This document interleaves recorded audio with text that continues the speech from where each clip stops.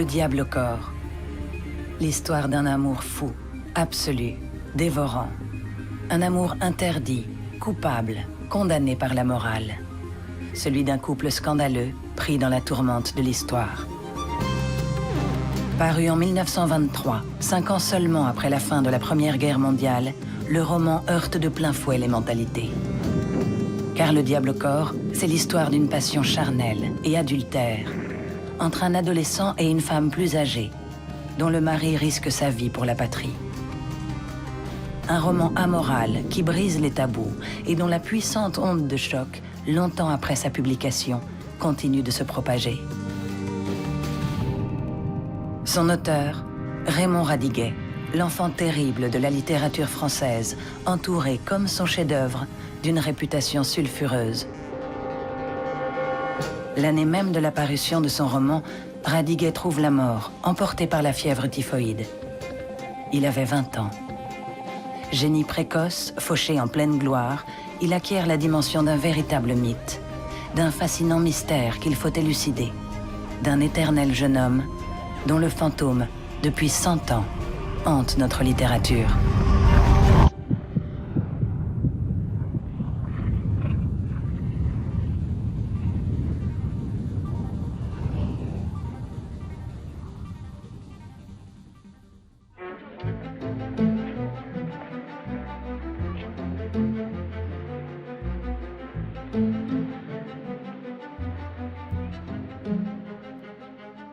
Le diable au corps a fait un colossal scandale en 1923, mais je suis persuadée que si on le relisait vraiment aujourd'hui, il fait et fera un scandale encore beaucoup plus grand qu'en 1923.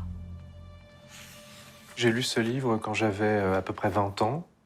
Il avait dû s'imposer à moi comme une sorte d'objet historique et scandaleux écrit par un très jeune homme. Et ce très jeune homme, c'est Raymond Radiguet. Il a presque le même âge que son héros et il nous raconte une histoire qui pourrait être la sienne. Je vais encourir bien des reproches. Mais qui puis-je? Est-ce ma faute si j'eus 12 ans quelques mois avant la déclaration de la guerre? Cette histoire d'amour n'est rendue possible que grâce à la guerre.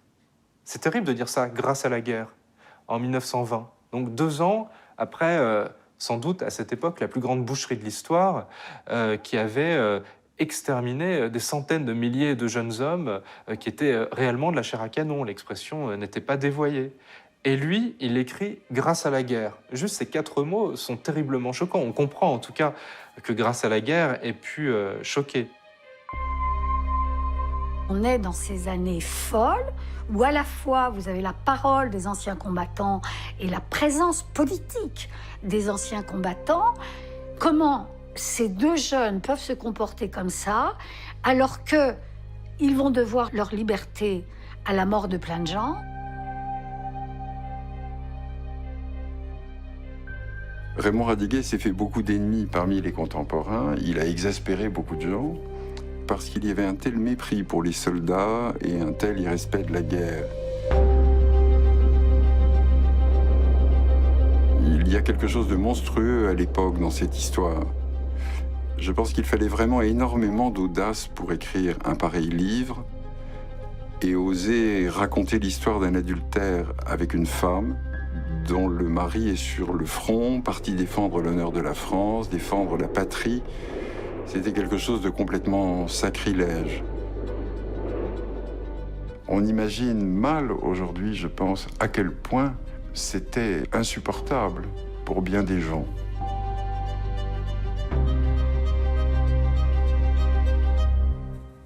Dans Le diable au corps, Radiguet transgresse un très grand nombre de tabous. Le premier, le plus flagrant, la différence d'âge. L'autre tabou, c'est cette femme est mariée, donc c'est l'adultère. Je ne sais pas si Radiguet a cherché le scandale à proprement parler, mais je suis convaincu que quand il écrivait, il sentait au fond de lui-même que ce sujet pourrait choquer certaines personnes. Il était même convaincu qu'il en choquerait beaucoup d'autres, et donc que son texte avait dans sa nature un aspect vénéneux.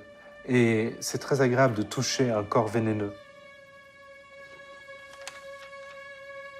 Un dimanche d'avril 1917, comme cela nous arrivait souvent, nous prîmes le train pour la Varenne.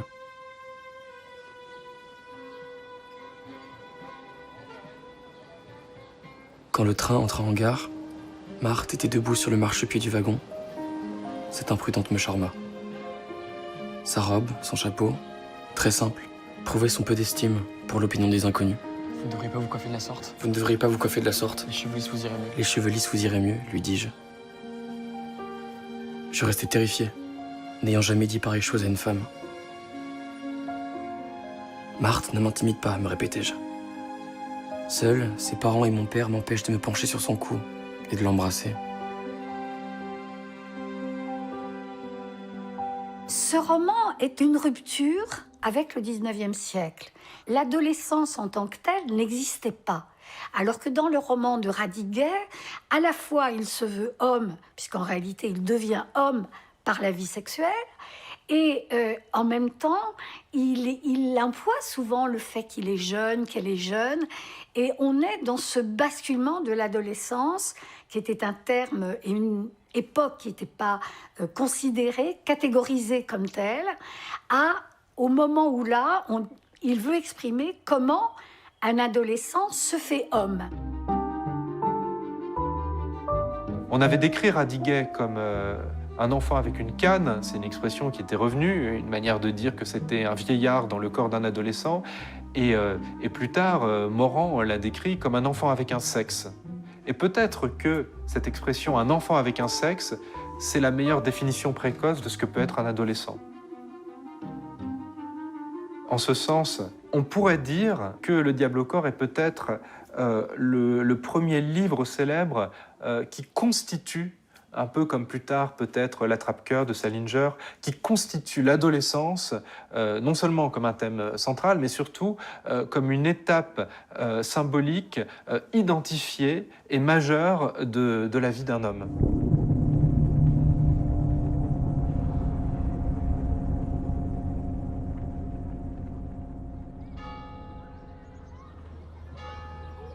Nous étions maintenant dans le jardin du Luxembourg. 9 heures sonnèrent à l'horloge du Sénat. Je renonçai au lycée. Nous restions immobiles. Ainsi doit être le bonheur. Ces chaises sont trop dures, me dit-elle, comme pour s'excuser d'être debout. Elle portait une robe de foulard, chiffonnée depuis qu'elle s'était assise. Je ne pus m'empêcher d'imaginer les dessins que le canage imprime sur la peau. Allons, accompagnez-moi dans les magasins. Allons, accompagnez-moi dans les magasins, puisque vous êtes décidé à ne pas aller en classe, dit Marthe, faisant pour la première fois allusion à ce que je négligeais pour elle.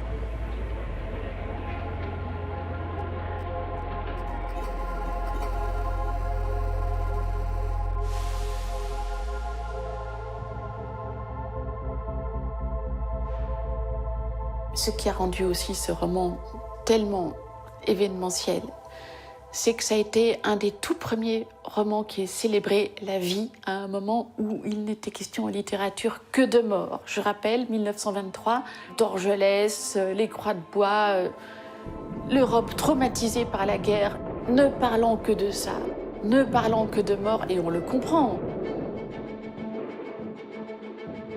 Mais on peut aussi comprendre le point de vue des tout jeunes gens qui se sentaient tout à fait étrangers à cette boucherie, qui ne l'avaient pas vécue et qui ne voulaient plus en entendre parler.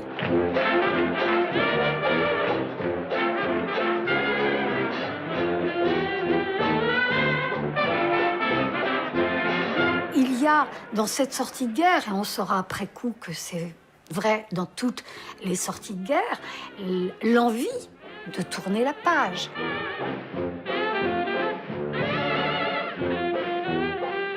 Il y a la volonté de vivre. Alors, on a la figure du côté du music-hall de Joséphine Baker, qui renverse les codes des danses compassées avec des petits tutus.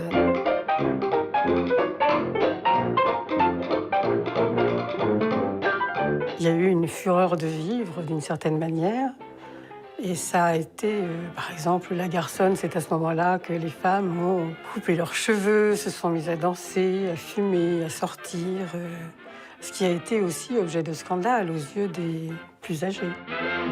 Finalement, son livre répond à cette ambiance. Il est ancré dans cette ambiance et il posait sans doute la question de où je suis moi dans cette atmosphère de l'après-guerre.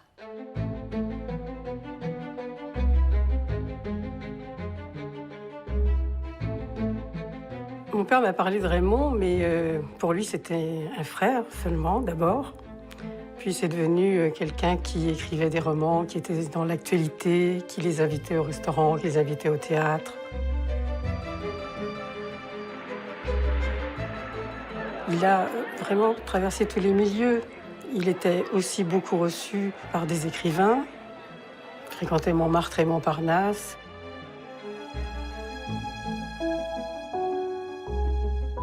Je vois aussi Radiga comme une sorte de petit intellectuel de 15 ou 16 ans qui façonnait les adultes, qui fascinait les adultes, mais qui les façonnait aussi, puisque Cocteau a beaucoup parlé de l'influence comme d'un maître de Radiguet sur lui-même et sur son œuvre.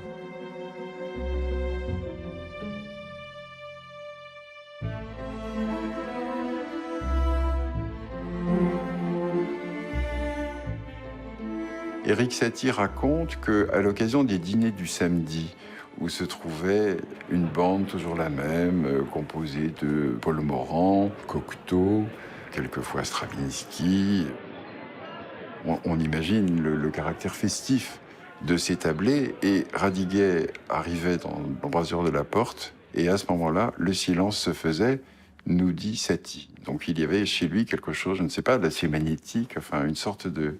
en effet, de charisme particulier, sans même qu'il ait ouvert la bouche. C'était quand même rare pour un adolescent à 14 ou 15 ans de passer son temps avec Georges Auric, Max Jacob, Jean Cocteau, etc. C'était une vie qui était inhabituelle.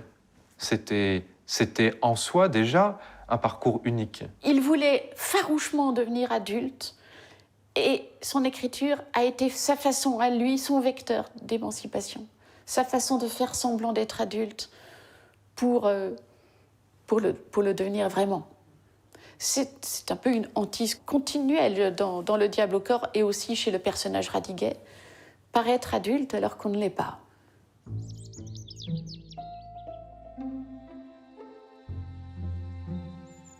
À force de vivre dans les mêmes idées, de ne voir qu'une chose, si on la veut avec ardeur, on ne remarque plus le crime de ses désirs.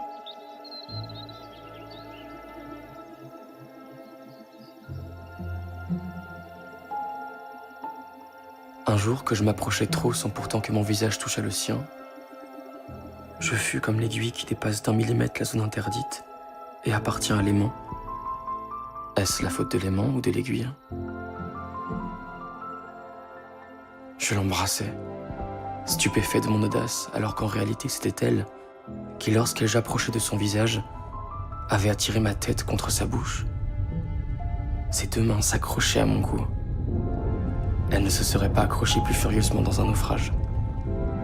Et je ne comprenais pas si elle voulait que je la sauve ou bien que je me noie avec elle.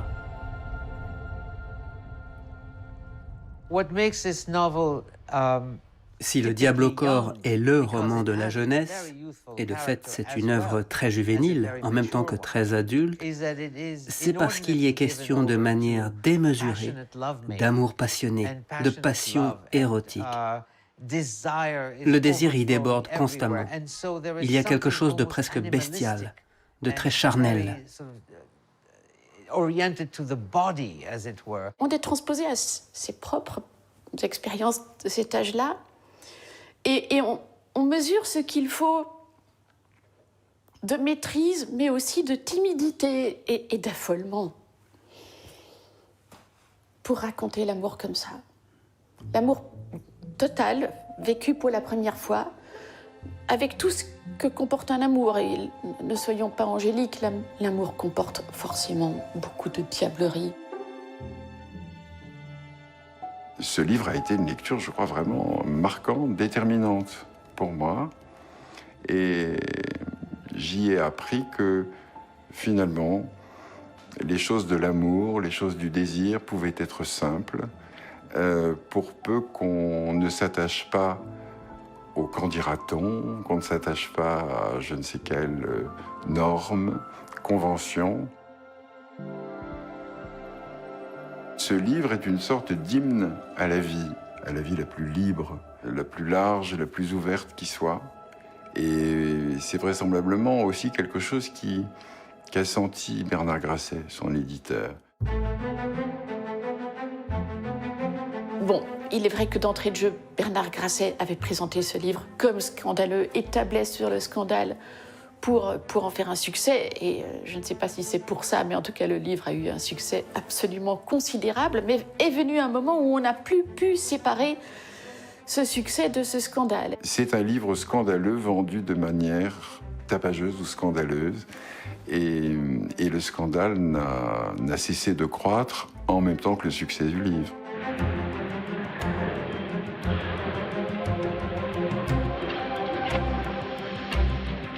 Bernard Grasset, là, a utilisé tous les moyens possibles et même impossibles.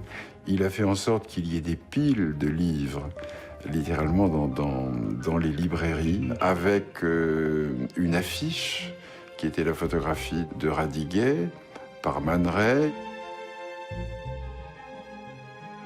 Il a simulé la signature du contrat entre Radiguet et lui en le faisant filmer. Ce film était diffusé aux actualités cinématographiques. On n'avait jamais fait ça pour un livre en France.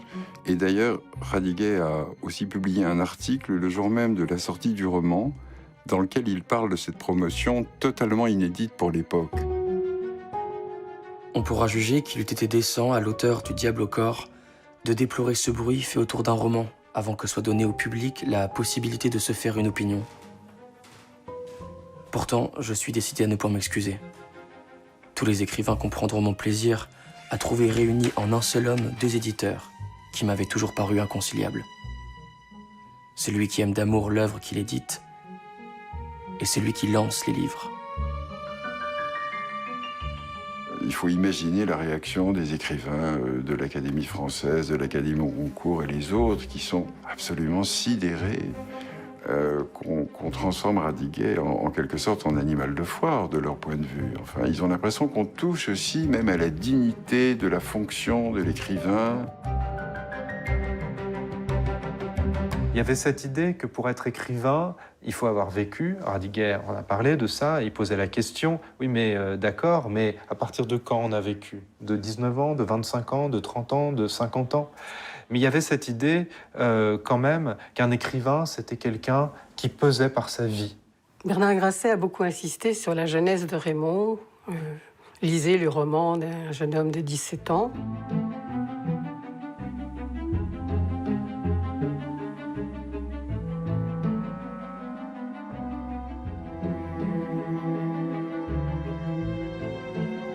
C'est vrai, Raymond a commencé à l'écrire à 17 ans, mais pour autant, insister comme ça sur sa jeunesse, c'était une manière de faire vendre, mais c'est aussi quelque chose qui a, je ne sais pas si c'est déplu ou blessé Raymond. Sans doute, dans le cas présent, il y a quelques gênes pour l'auteur à se voir changer en enfant prodige. Mais qu'on me pardonne ma hardiesse. La faute n'en est-elle pas à tous ceux qui veulent voir un miracle, pour ne pas dire une monstruosité dans ces mots bien inoffensifs? Un roman écrit à 17 ans. On croit que sous prétexte qu'une œuvre a été écrite par un écrivain extrêmement jeune, qu'elle témoigne d'une espèce de message messianique ou d'une spontanéité, absolument. Ça c'est le mot qui revient sans cesse, la spontanéité. Mais ce n'est pas une écriture spontanée que celle du Diable au corps. C'est une écriture extrêmement travaillée, c'est une spontanéité extrêmement préméditée. Oui, en quelques années, il a abordé tous les genres. Il a commencé par de la poésie à 14 ans, et puis il s'est lancé dans l'écriture d'un roman, il avait 17 ans.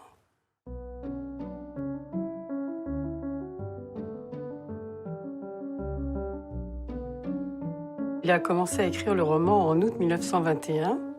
Fin août, il avait déjà écrit 120 pages. Il l'a laissé reposer et puis en 22, il s'est consacré vraiment essentiellement à ça. Donc il met 1 an et demi à remodeler toutes les facettes de son diamant noir, à en faire cet objet parfait. Parce que quand on regarde des brouillons du diable au corps, on voit tout ce qu'il a enlevé. Et il en reste peu. Et c'est ce peu qui se charge de modernité. C'est un livre qui est simple par son histoire, simple par son style, et c'est pour ça qu'on peut vraiment, je trouve, le voir comme un petit objet, comme un petit objet sous cloche, qui occupe une place très particulière dans l'esprit. Il y a les autres livres et il y a Le Diable au corps. Ce que je crois, c'est que cette banalité à laquelle est parvenu Raymond Radiguet est l'une des raisons ou des explications du succès. Parce que ce livre, en effet, pouvait être lu par le plus grand nombre. Et il l'a été. Le premier tirage est épuisé au bout d'une semaine, il faut réimprimer. Je crois que Bernard Grasset lui-même a été dépassé par ce succès. Ça a très bien marché.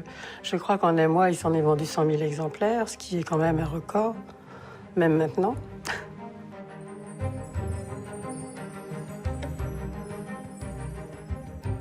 Ce tapage médiatique autour du livre a contribué naturellement à faire grandir et gonfler plus encore le succès du Diable au corps. Et c'est dans un second temps, quand les gens ont lu le livre, que le scandale contenu par le livre s'est ajouté, en quelque sorte, à la manière scandaleuse dont avait fait preuve Bernard Grasset.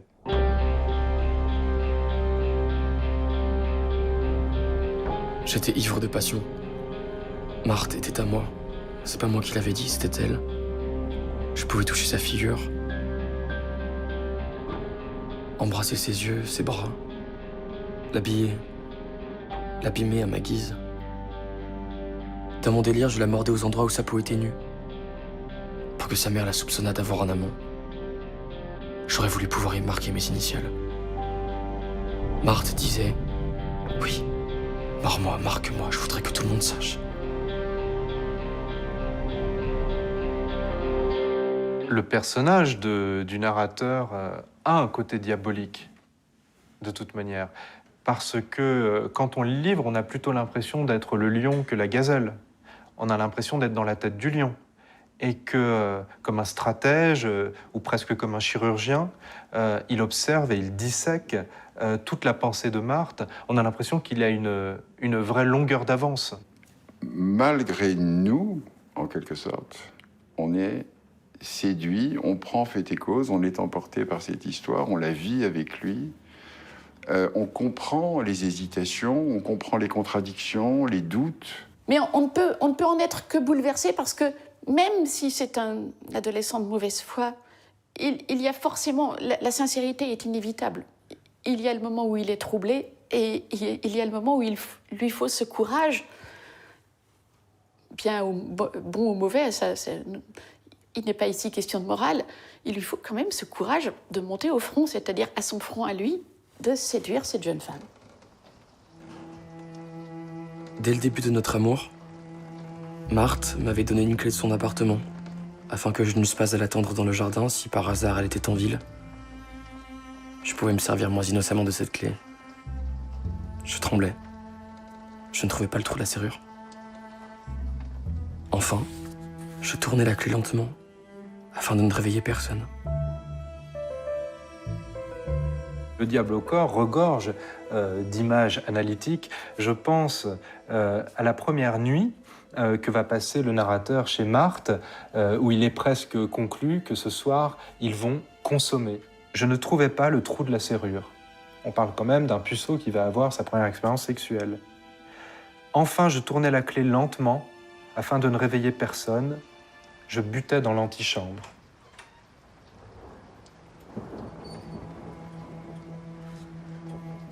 Marthe, Au lieu de me faire une peur pareille, tu aurais très bien pu ne venir que demain matin. Tu as donc eu ton congé 8 jours plus tôt. elle me prenait pour Jacques. Or, si je voyais de quelle façon elle l'eût accueilli, j'apprenais du même coup qu'elle me cachait déjà quelque chose. Jacques devait donc venir dans 8 jours. Il était simple de dire « c'est moi ». Et pourtant, je ne le disais pas.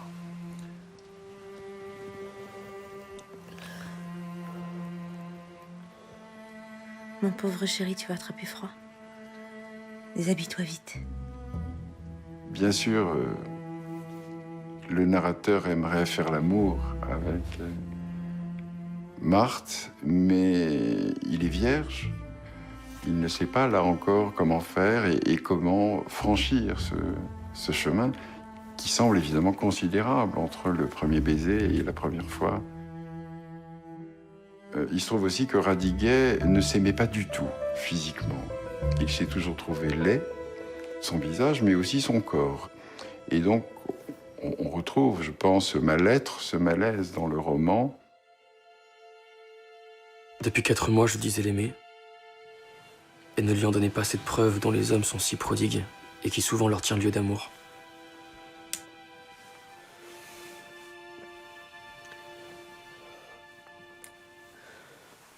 Je veux te voir t'endormir. Pour la première fois aussi, je redoutais de ressembler au mari et de laisser à Marthe un mauvais souvenir de nos premiers moments d'amour. Bon, c'est pas une histoire pure, hein, c'est une histoire de... Il séduit une femme mariée, plus âgée que lui. C'est une histoire charnelle, même s'il ne le dit pas beaucoup, on sent que, pour dire les choses très simplement, ils font beaucoup l'amour. Et ils font pas l'amour avec le dos de la cuillère, ils y vont à fond. Ça, c'est vraiment quelque chose qui a sidéré comment une femme adulte, bientôt mariée, à un soldat, peut avoir une relation avec quasiment un enfant. Pour le narrateur, ce point est très important. Il se choisit une initiatrice et il tombe amoureux de Marthe aussi parce qu'il voit en elle la femme expérimentée, la femme plus âgée, qui va pouvoir faire de lui un homme.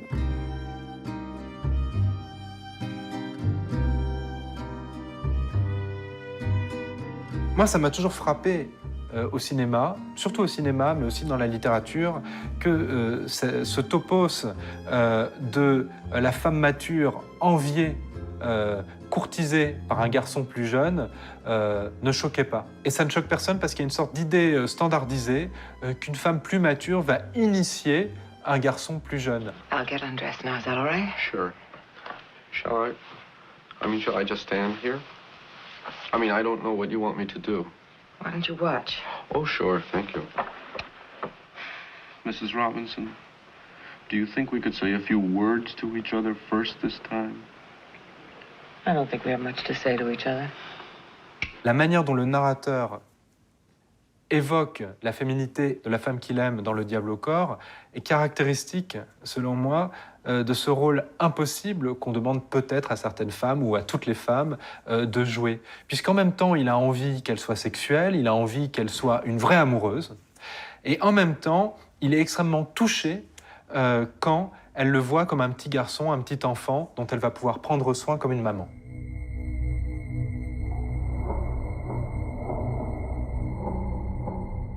Il faut que tu t'en ailles. Il ne faut plus jamais revenir. Va-t'en et ne me crois pas méchante. Bientôt tu m'auras oublié. Je ne veux pas causer le malheur de ta vie. Je pleure parce que je suis trop vieille pour toi.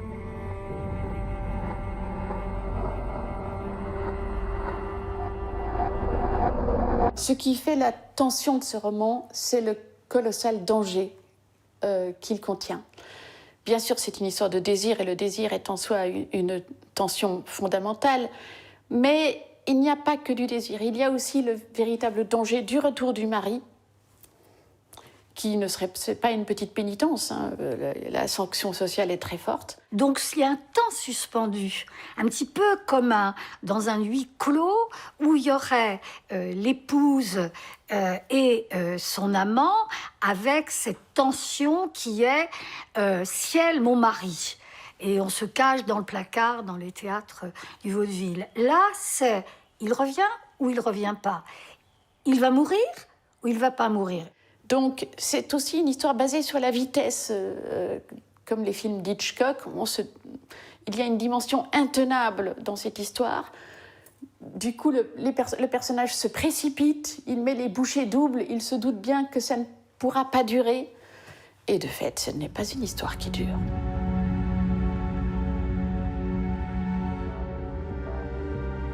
Je considérais ma sottise d'avoir vu en Marthe une vierge. À toute autre époque, souhaiter la mort de son mari c'eût été chimère enfantine. Mais ce vœu devenait presque aussi criminel que si j'eusse tué.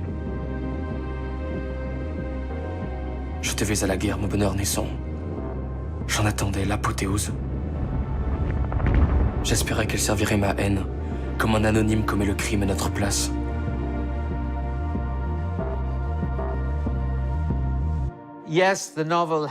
Oui, le roman a un net penchant pour l'adultère.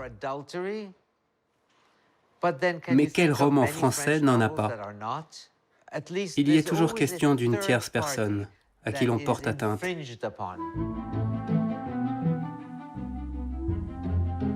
On voit bien que la figure de Jacques, le mari trompé, est centrale dans cette histoire.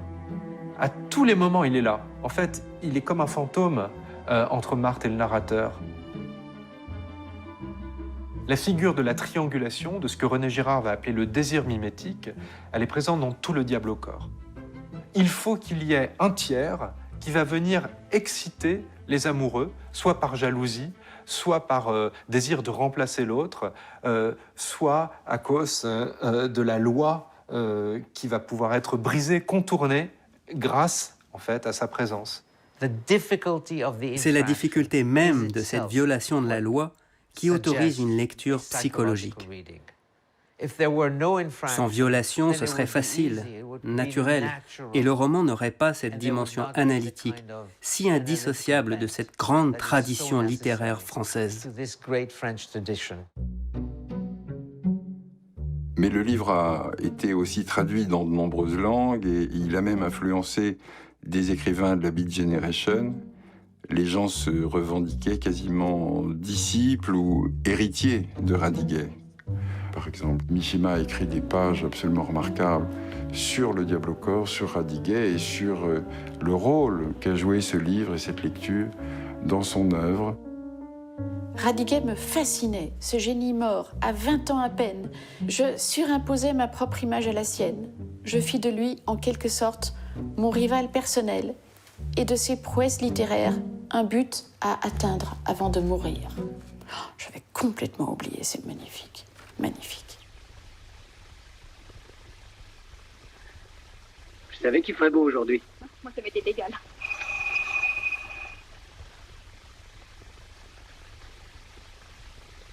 Si c'était ton mari. Oh, que tu es bête. Il nous tuerait peut-être. Le scandale que connaît le roman trouve une autre ampleur en 1947 par son adaptation par Claude Autant-Lara. Nous sommes là encore dans une sortie de guerre et l'un des premiers grands succès de l'après-guerre, c'est cette reprise sur écran donc d'un roman. Et c'est un immense scandale. La guerre venait de finir il y a 1 an et parler de la guerre avec cette espèce de désinvolture, on était encore tous saignants de tout ce qui s'était passé. C'était véritablement une espèce de provocation, il faut bien dire, Le Diable au corps. Mais c'est ça qui est intéressant. L'audace, c'est pas ça. L'audace, ça n'est pas faire galoper la caméra ou essayer de vouloir répéter les petites chapelles. L'audace, c'est de prendre des sujets qui sont mordants et qui touchent les gens à l'endroit où il faut les toucher. C'est ça la vraie audace. Et ça, Le Diable au corps l'avait.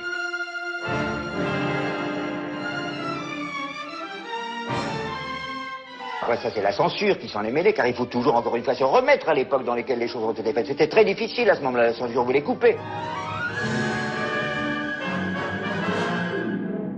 Le scandale qui est porté à la fois par le clergé, par les moralistes de tout bois, qui aboutit à mettre un carton pour bien préciser, certains ont eu ce type de comportement condamnable, mais que ce ne serait pas la majorité de la population française.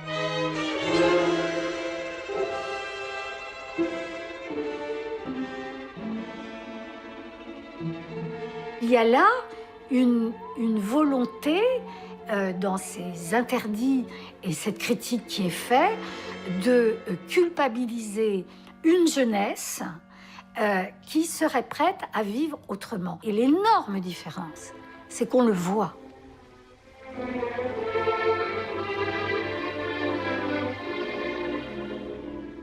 Combien de jeunes gens vont se reconnaître doublement? Parce que les filles rêvent de Gérard Philippe et les jeunes de 47 rêvent de Michel Prel.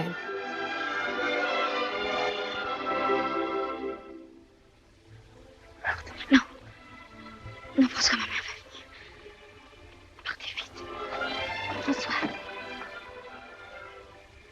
Venez m'asseoir, je vous attendrai.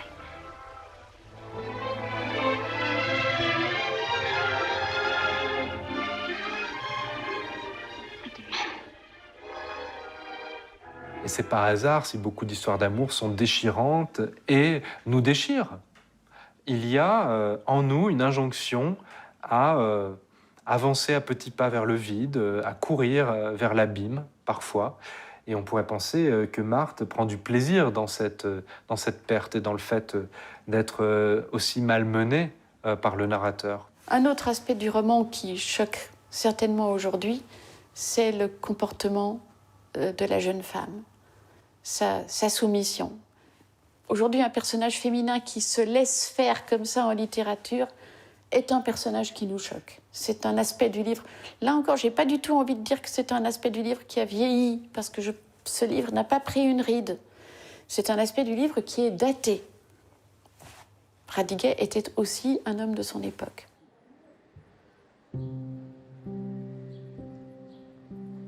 Je commençais à me désespérer sérieusement de ce que seul l'amour nous donna des droits sur une femme. Je me passerais bien de l'amour, pensais-je. Mais jamais de n'avoir aucun droit sur Marthe. Je connais des lecteurs, et en particulier des lectrices, qui ont été indignés au dernier degré par ce livre. Mais on ne peut pas lire ce livre avec indifférence. Parce qu'on est tour à tour tellement indigné par le comportement de ce jeune homme qui, il faut dire, n'a peur de rien et se permet des caprices d'enfant gâté. Mais plus le livre avance, plus on est tenté de considérer que ce narrateur un peu contradictoire et un peu charmant est peut-être aussi un petit con et porte peut-être en lui ce qu'on pourrait appeler les pires aspects de l'adolescence.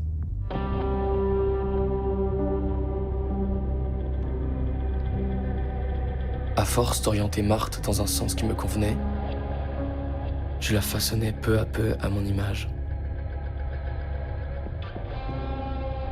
Qu'elle me ressemblât et que ce fût mon œuvre me ravissait et me fâchait. Sans doute, sommes-nous tous des narcisses, aimant et détestant leur image, mais à qui tout autre est indifférente.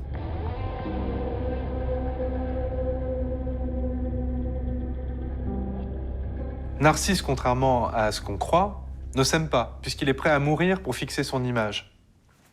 Et on pourrait dire qu'il y a une association assez automatique entre Radiguet et Narcisse.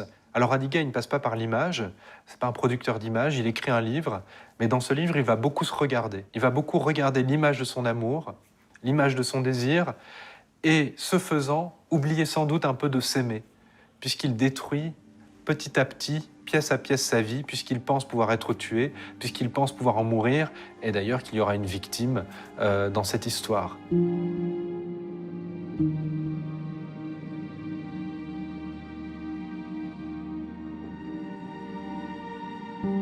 Moi, personnellement, j'aime énormément le personnage de Marthe. Elle tombe sincèrement amoureuse de ce jeune homme, et dès l'instant où elle est amoureuse de lui, elle se dit voilà, la seule chose qu'on peut faire, quoi qu'il advienne, on sent qu'elle est prête à payer le prix fort, c'est de vivre cet amour, de le vivre à fond, de le vivre avec toute la passion possible. Elle ne peut pas croire qu'il y ait quelque chose de mal dans ce qu'elle fait parce que ce qu'elle éprouve est si fort. Le personnage de la femme est très étonnant parce que ce roman n'a jamais, sauf erreur de ma part, n'a jamais été considéré comme un roman féministe. Or, si on regarde de plus près, qui est-ce qui bouscule tous les codes? Mais c'est la jeune épouse.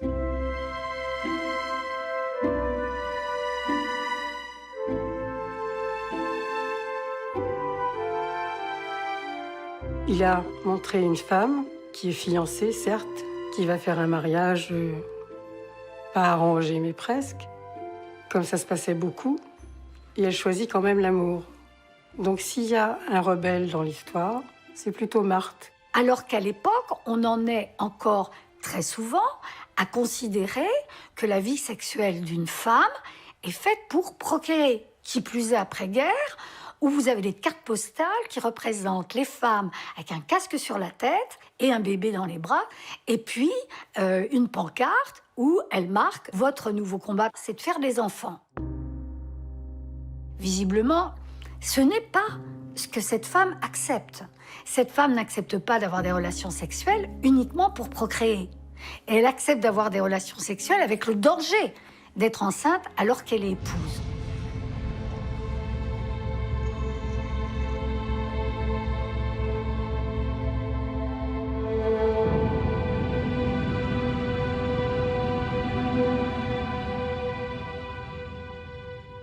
Marthe, nue. J'osais à peine la regarder. Suis-je donc monstrueux? Je ressentais des remords du plus noble emploi de l'homme. D'avoir abîmé la grâce de Marthe. De voir son ventre saillir.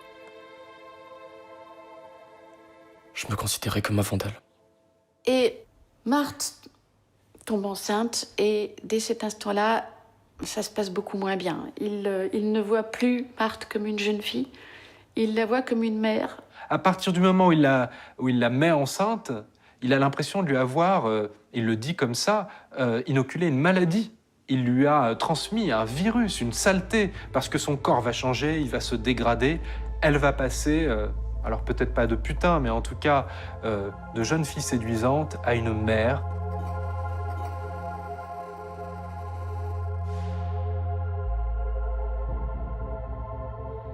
La description de Radiguet du corps de Marthe parce qu'elle a accouché, aujourd'hui ferait scandale du côté de toutes les femmes qui diraient « Mais qu'est-ce que c'est que cette horreur ?»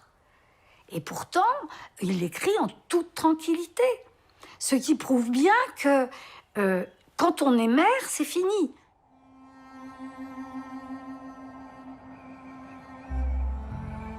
Je croyais la grossesse de Marthe ridicule. Et je marchais les yeux baissés. J'étais bien loin de l'orgueil paternel.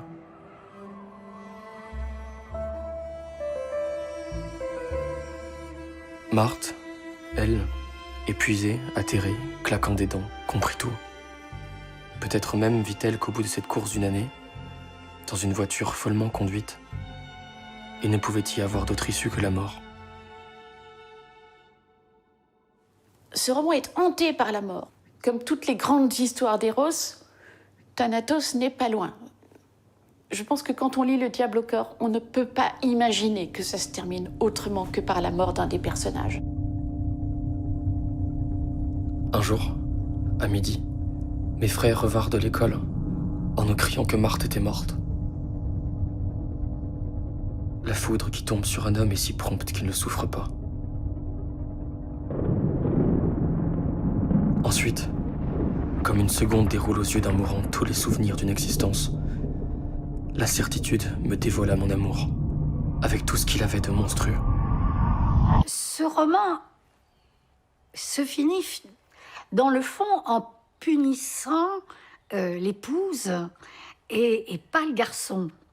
Et on est vraiment là dans l'expression de la domination masculine et du respect des normes de genre. Et est-ce que c'est pas un message pour dire, mesdames, la guerre est finie, les années folles vont finir, allez, chacun à sa place. Donc, plutôt que moraliste, on peut même se demander si finalement la fin n'est pas très réactionnaire.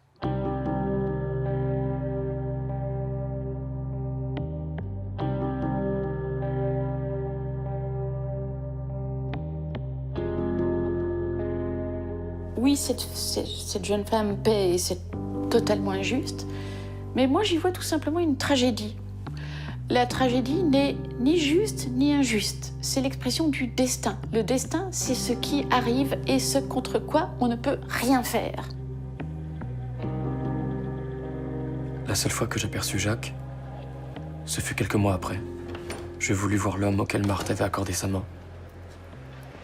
En voyant ce veuf si digne et dominant son désespoir, je compris que l'ordre, à la longue, se met de lui-même autour des choses. Ne venais-je pas d'apprendre que Marthe était morte en m'appelant et que mon fils aurait une existence raisonnable? L'ordre, à la fin, se remet autour des choses. Et moi, je me suis beaucoup interrogé, évidemment, sur cette phrase, comme j'imagine beaucoup de gens avant moi. Et j'y vois une sorte de relatif désespoir chez lui, ou de fatalisme, en somme. C'est-à-dire qu'on a beau déranger, on a beau vouloir modifier l'ordre des choses, on a beau provoquer,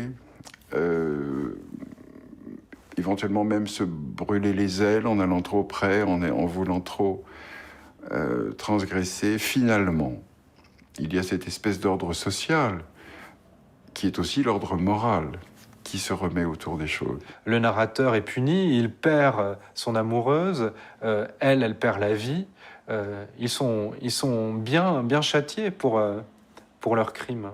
Je dirais que le roman, c'est une sorte de tentative presque péremptoire de déroger à la norme, d'utiliser une passion pour s'inventer une autre vie, et la preuve amère que quand on déroge, on est condamné, et que c'est finalement impossible. Ce petit roman d'amour n'est pas une confession, et surtout au moment où il semble davantage en être une.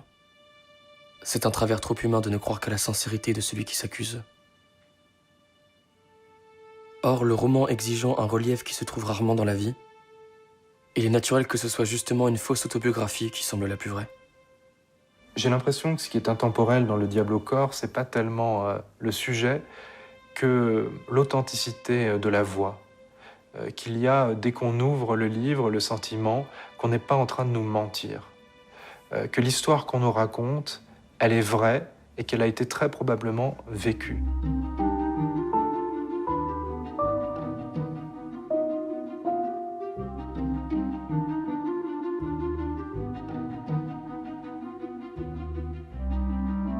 Là aussi, il y a eu un trouble à l'époque, parce que les critiques littéraires ne parvenaient pas à savoir quelle était la part d'invention et quelle était la part de réalité.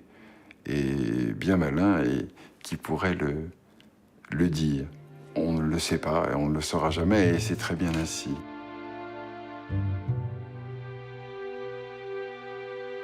Radiguet joue avec cette indétermination, puisque quand il écrit « Nous habitions à F » ou « J'allais à L », 3 petits points, il suggère au lecteur ou à la lectrice que tout ça est très proche d'une réalité qu'il est contraint de masquer pour ne pas provoquer davantage de scandales.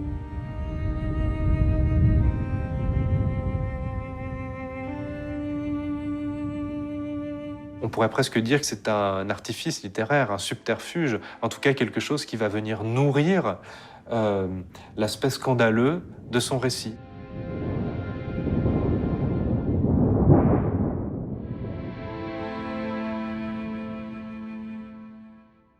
Il y a une ambiguïté à la lecture de ce livre. C'est le personnage et c'est Radiguet. Dans les faits, c'est vrai, puisque cette histoire, il l'a vécue. Bon, on ne sait pas jusqu'à quel point il l'a vécu, on n'a que son témoignage. Quand on lit ce livre, enfin, je ne sais pas vous, mais moi, j'ai jamais pu penser que ce n'était pas Radiguet. Ça colle bien avec ce que je sens de lui.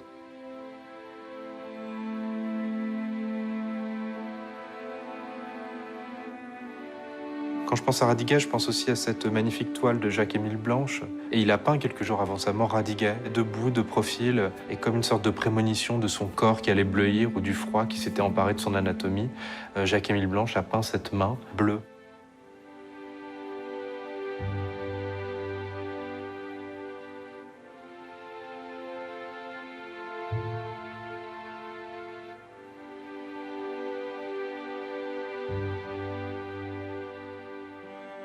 Dans toute l'histoire des arts, j'ai l'impression qu'on retrouve cette figure un peu messianique comme ça, du jeune qui va venir délivrer son message, qui a pour lui sa pureté et sa violence, et qui est presque condamné à s'en aller à cause de cette pureté et cette violence de manière très précoce, de manière expiatoire une fois qu'il a délivré son message.